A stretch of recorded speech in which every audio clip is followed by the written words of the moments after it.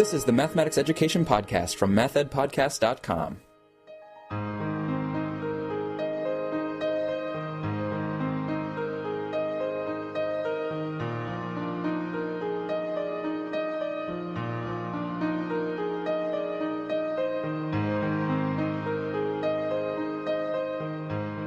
Welcome to the Math Ed Podcast. My name is Sam Otten from the University of Missouri, and with me is my colleague from just down the hall, Corey Webel, who's an assistant professor here in the Department of Learning, Teaching, and Curriculum at MU. So, Corey, thanks for sitting down with me. Thanks. We're going to be talking about Corey's recent article, co-authored with Doug Platt, which is called The Role of Professional Obligations in Working to Change One's Teaching Practices, and that's published in the current volume of Teaching and Teacher Education. So, Corey, with this study, I'm just wondering what the original inspiration was for you to be looking at teachers who are striving to change and kind of negotiating their obligations as they do that. Yeah, so I think this comes from just a variety of different experiences working with teachers in various contexts, but also I think really kind of thinking about my own teaching and recognizing that I don't always teach in the way that I want to. I have particular goals that I want to achieve. I feel like I know the content pretty well, and then sometimes I'll look back on some lesson that I taught and think, well, I didn't really do what I wanted to do there. And so I got really curious about why that was. And I also thought about that in terms of when I'm going and working with teachers or watching teachers teach and wondering if they're doing the same thing. You know, the things that they're doing, are they happy with what they're doing, or are they thinking, I'd do that differently if I could? So the goal was really to kind of get underneath just looking at what was happening and try to figure out, why are teachers doing the things they're doing, and especially in the case that they're doing things they're not all that happy with, why are they still doing those things that they're not happy with? And again, also thinking about that in terms of my own teaching. What is it about teaching that leads me to do things that I wouldn't choose to do? Just sort of thinking at a larger grain size. Yeah, and I think it's an interesting topic because teachers themselves or scholars of teaching, they can sometimes be critical of teaching and say, okay, here we're documenting something that's less than ideal in the teaching that's happening. And a lot of times there's kind of this implicit assumption that was the teacher's best performance of it, and look how critical we can be of it. Right. But you're kind of bringing this other perspective of maybe the teacher themselves would even critique it, or they might even say, I'm not really happy that that's how that went, but there's probably some reason that they did it that way. Right. And I think sometimes too simplistically, we say, well, the teacher either doesn't have the right knowledge, doesn't understand the mathematics well enough, or doesn't understand the pedagogy well enough, or sort of has the wrong beliefs about what's supposed to happen, when really it might not be either of those cases. Maybe there are these other factors that are coming into play that are kind of constraining what they can do. And so to frame those other factors, you use this idea of practical rationality. So could you tell us a little bit about that framework? Sure. So this is coming from Pat Herbst and Dan Chazen's work. They've done a lot of work developing this framework. One of the things I really like about it, I think of it as kind of analogous to when we look at students and we look at maybe they solved a mathematical problem and they have some kind of error. I think we've moved to a place where instead of thinking, this student has a lack of knowledge, they don't understand something, we think, well, what does this student understand? What are they thinking that's leading them to give this particular answer? And I think that's kind of what practical rationality does with teaching. It looks at a particular episode of teaching and says, rather than thinking, this teacher doesn't understand something, and that's why they're doing this, it's the other side. So what do they understand? What kind of knowledge are they basing this decision on, and trying to understand that? So like the student's not behaving irrationally when they give an incorrect answer. The teacher's not being irrational when they make particular choices. They're doing what they're doing according to a kind of rationality that fits in the moment in which they're doing it. So this is really helping me understand or try to dig into why teachers are doing what they're doing. So there's two parts to the practical rationality. There's norms, which is kind of what teachers do automatically, what they would do sort of without feeling like they need to justify it. And then obligations, which are what teachers would use to justify their teaching practice. If someone said, why are you doing this? And these are professional obligations, so it's not I'm doing this problem about swimming pools because I really like to swim. They would give some kind of professional justification because these are the obligations we have to our students, to the discipline. There's the other sources of obligations. The institution that they work in. Right. So and these particularly come into play if you're going to do something that goes against the norm. So if you watch a teacher and they do something that's not normative, they would probably, if you said, well, why did you do that? They would justify it by referring to one of these obligations. Oh, I did this because this is really good for students, or because my school has this goal and I'm trying to meet that. So it's these sort of obligations that you have as a member of this profession. And so this practical rationality is really seen as not an attribute of an individual person, but really an attribute of the profession of teaching. In the sense they kind of operate, it's too simplistic to say in common, like everyone would have the same obligations, but they kind of exist across the teaching profession. And now in the article in Teaching and Teacher Education, you present cases of two teachers, Amy and Becky. So I was wondering if you could just tell us a little bit about Amy and Becky. Sure. So these were teachers that I had worked with previously in a professional development. They were interested in making changes to their teaching through the professional development. We'd been talking about things like mathematical discourse and student engagement, and so they were interested in making changes in that direction. They were both teaching at the same school, but somewhat different teaching contexts in terms of what classes they were teaching. Different grade levels. I think Becky was more like 9th and 10th grade. Amy was more 11th and 12th. They each chose a class that they wanted to focus on for the project and talk about their decisions within that class. Amy chose a pre-calculus class. Becky chose a class that they called replacement geometry. It was sort of like almost like a remedial class for students who had historically struggled in math, and this was a geometry class. And then what was the data that you used to then build these two cases? So we looked at three different aspects. One was the teacher's goals, and so we actually had them do a goal mapping activity where they made kind of a concept map of all their goals they had for themselves. We also used some interviews to also look at their goals, and I'll talk about those a little bit more. We also looked at their teaching, so we videotaped several episodes of each of their classes. We ended up, for the paper, analyzing 4 for each teacher in detail. So we videotaped those. When we looked at the teaching, we analyzed by breaking down into what we call discourse moves. So we actually broke it down in pretty significant detail in terms of the chunks of the transcript. And so for each move had a form, so maybe it was a question that they asked, and a purpose, what was the purpose behind the question, and then what was the consequence of the question. And then the last thing we looked at, so we have goals, teaching, the last thing was their obligations. So this was in the interviews. We did 5 interviews over the course of the year. The later interviews were really kind of post-lesson debriefs, so we'd go watch the class, and then we'd talk to both the teachers together and talk about what they noticed about their teaching. And so the obligations we really focused on when they did things like justify their teaching, say, I did this because for this and such reason, or they conveyed a sense of obligation through words like saying, I should have done this, or I have to do this, I must do this. So we sort of broke those obligations down using that framework. And there's more detail about that in the paper. Certainly is coding guides, and then you even have the appendix to kind of give a lot of detail. Yeah. Seems like a thorough job. I'm speaking with Corey Webel from the University of Missouri about his article in Teaching and Teacher Education. Having looked at Amy and Becky and these different data sources, let's talk through what you end up finding. So let's start with Amy and just kind of talk us through what was Amy doing in terms of her teaching, and then how did that relate to the obligations that she talked about? Sure. So just quickly first, Amy's goals. I have a picture in the paper of each of the goal mappings that the teachers made. And Amy said things in her goals like she wanted to make sure that the class was not just focused on procedures, that students were making connections across different mathematical topics. She wanted students to be able to try without worrying about being right. And these all kind of got coalesced in this idea of offering opportunities for students to exercise more agency in their class. When we saw Amy's teaching, we actually saw it looked pretty stereotypical. Kind of a lot of, here's the procedure, here are the steps, showing kids what to do and giving them opportunities to practice. So it was an interesting case to look at because there was a pretty stark contrast between what she said she wanted to do and what was actually happening. So when we started looking at her obligations, one of the common themes we saw Amy coming back to again and again was this idea of efficiency. She really wanted students to be efficient.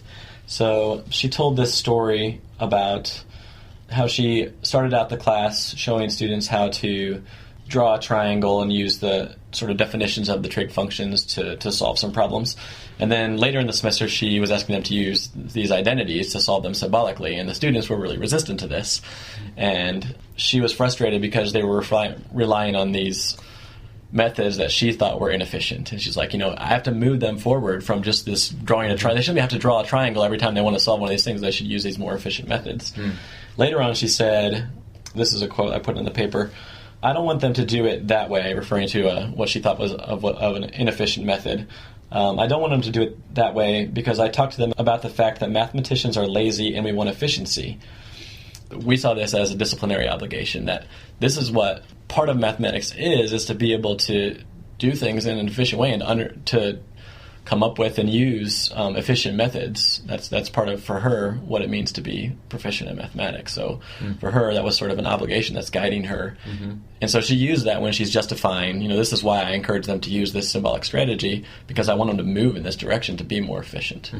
So I think I've heard that same kind of phrasing from other teachers. I don't think that she's totally unique in sensing that obligation. Yeah. And it's interesting, though, like seeing Amy tie it to this kind of more prescriptive way of teaching, of like ushering students through particular methods instead of a more kind of open, reform-oriented teaching.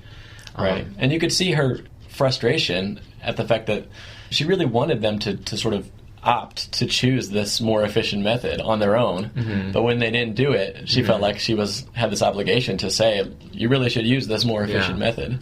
So she was kind of stuck, where she's trying to meet her obligation, but it's at the expense of this other goal of opening things up.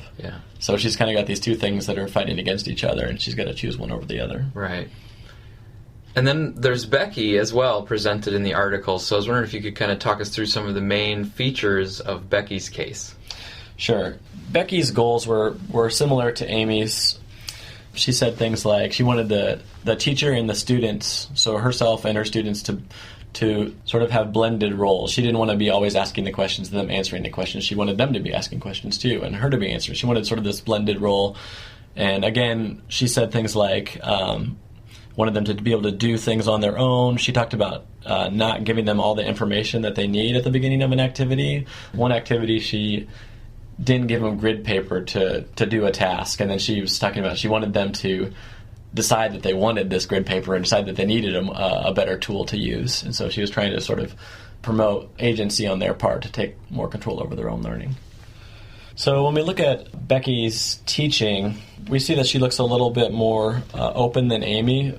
So she would ask questions like, what are we going to do to solve this problem, kind of open-ended things. But she also said, a lot of yes and no. Does this look like 70 degrees? Yes or no? So it was a little bit more open. She was particularly concerned with vocabulary, and this was something we talked about a lot. And you could see her in some of her lessons try to extend opportunities for students to take on a little more agency in terms of vocabulary by, letting them develop an idea before saying what the name was. But then she would kind of shut that down really quick. As soon as they kind of started to do something different than what she expected, she'd say, actually, this is the real word. This is the standard word, the official name of this vertical angles or whatever the word happened to be. So when we looked at the obligations, again, a lot of vocabulary concerns. She talked about wanting to make sure that students were able to use the standard vocabulary words. So like I mentioned, vertical angles, adjacent angles. She said, this is a quote again, they have to be able to use big people words, grown-up words. And in the interview, I asked her, would it be problematic if the student said across from instead of saying vertical? And she said a really interesting phrase. She said, I don't think I'm allowed. And that was really interesting because, who's not allowing you to use this?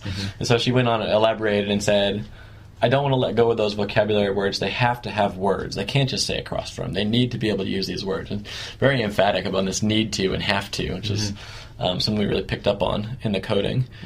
We consider that to be, again, sort of a disciplinary obligation, like Amy's. Like, this is part of being good at mathematics. Part of understanding mathematics is knowing these mathematical words. But then she also talked about this idea of being afraid to say something that might confuse students. So this idea of allowing them to sort of generate their own ways of talking about an idea before saying, well, this is the official mathematical term for that. She was concerned that that would confuse them, that if they had two words for the same idea, then they were going to be confused. And she said, this is a quote again, "I hesitate to say it differently because I don't think they can make the connection. I think they're just happy if they understand that one way." So she's not sure that they're going to be able to handle these multiple definitions at the same time. So do you see that as an obligation to the students to not do something that might confuse them? Right. Okay. Right. And I think that's pretty strong. I mean, I see that most of the times you work with teachers and you try to work with them on doing something innovative in their class, and everything goes well until the students get confused. And that's when you see them. And I think I do this too in my own teaching. When they start to get confused, that's an uncomfortable place to be. Yeah. So that's where, this feels really bad when my students are confused. That's not what I think about teaching as, is my kids sitting here confused while I'm, trying to help them learn something. So, those were her main obligations that we saw, was this disciplinary obligation about vocabulary, and then this obligation to students to avoid confusing them. Mm-hmm. So, I think each of these cases is interesting on its own, and so I think it's nice to have those. I also wanted to ask you, when you look across the two cases and the fact that you included both of them in this article, what do you think are the implications that come out of the cases together? I think it's really interesting that you see a disciplinary obligation in both, but they're pretty different. But I also think that in both cases you see that there are these obligations that are guiding what they're doing. And you could look at their teaching and say, I could say, well, Amy doesn't really believe the things she said she believed. Those aren't really her goals. But that's not the impression I got from the meetings that we had, that she didn't really believe. I think she really wanted students to develop agency and choose their own methods.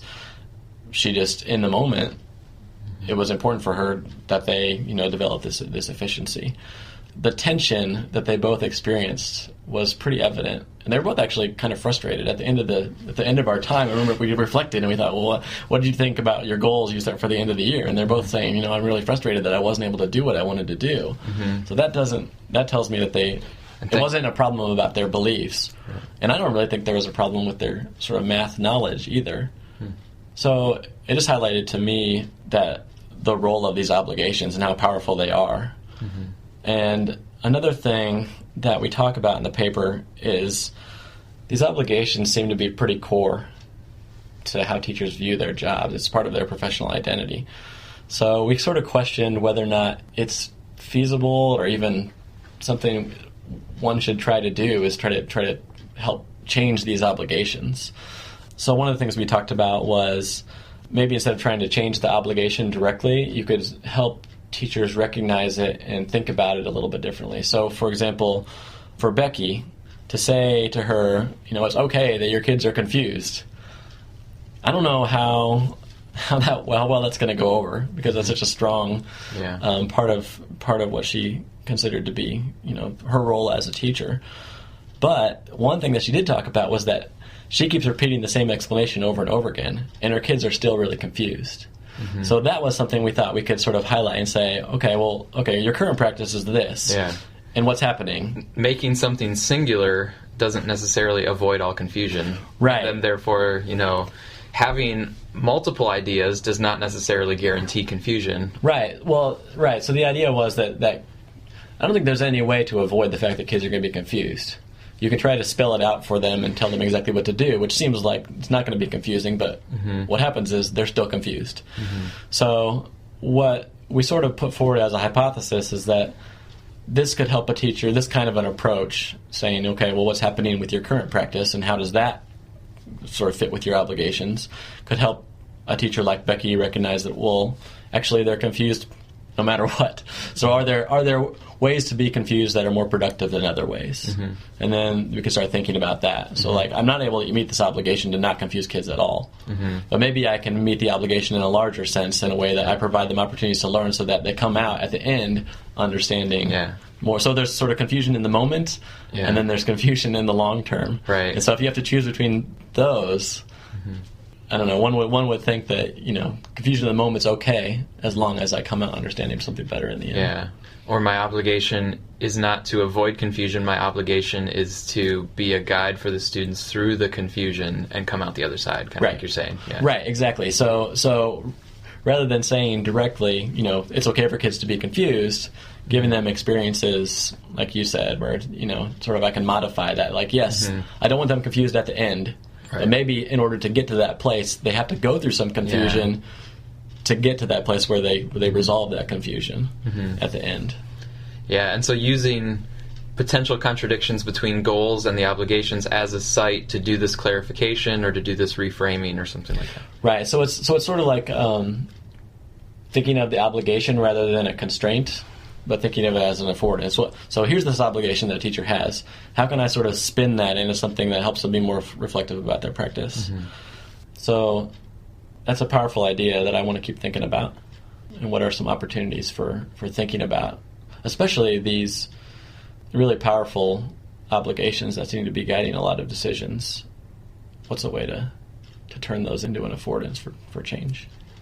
We've been speaking about Corey's article with Doug Platt, published in Teaching and Teacher Education. It's titled The Role of Professional Obligations in Working to Change One's Teaching Practices.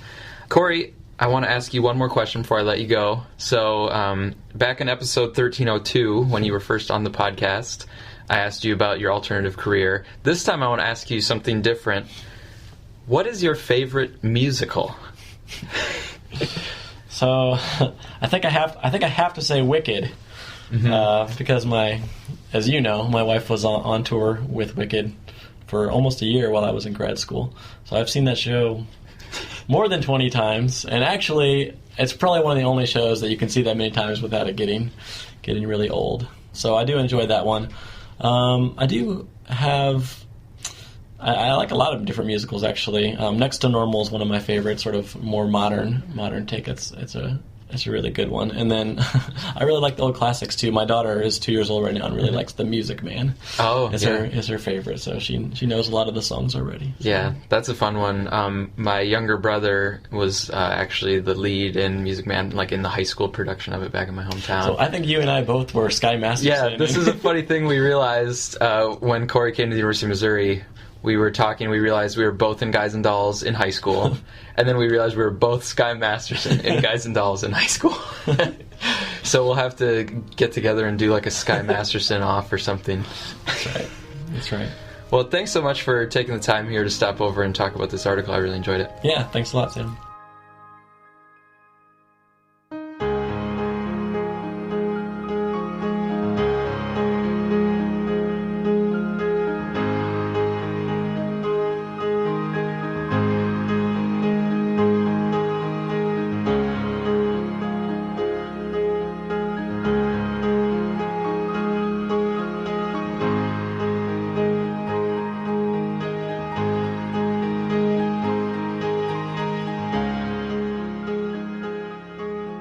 Thank you for listening to this episode of the Math Ed Podcast. If you'd like to support the podcast financially, please use the PayPal donation button at mathedpodcast.com.